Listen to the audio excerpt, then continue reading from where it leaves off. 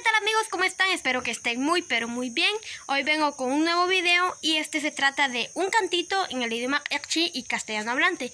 Para los que me pidieron que quieren que cante en el idioma Ekchi, hoy les traigo el cantito que dice ¿cómo están los niños? ¿Cómo están? En el idioma Ekchi y castellano hablante. Siempre esperando de su apoyo, que dejen su like, su comentario y que compartan el video.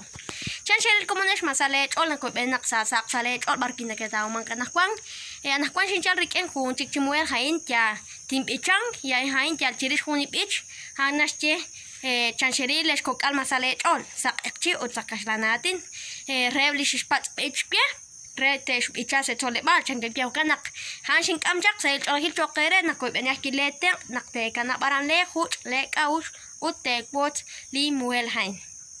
Katikibak, empezaremos. Primero lo voy a cantar en español, luego lo canto en mi segundo idioma, el idioma Ekchi. ¿Cómo están los niños? ¿Cómo están? Muy bien. Este es un saludo de amistad. ¡Qué bien! Haremos lo posible por ser buenos amigos. ¿Cómo están los niños? ¿Cómo están? Muy bien. Muy bien, se repite nuevamente, pero como ya se lo saben en el idioma castellano, ahora lo vamos a cantar en el idioma Ekchi.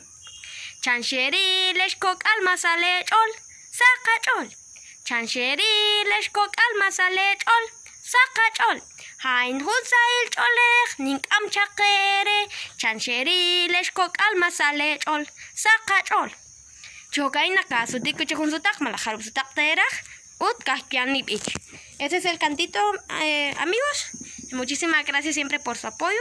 Y no olviden dejar ahí su like, su comentario y compartir el video. Si usted quiere que cante otro canto, puede dejar ahí escrito qué canto quiere que cante. Y en un siguiente video yo estaré cantando el canto.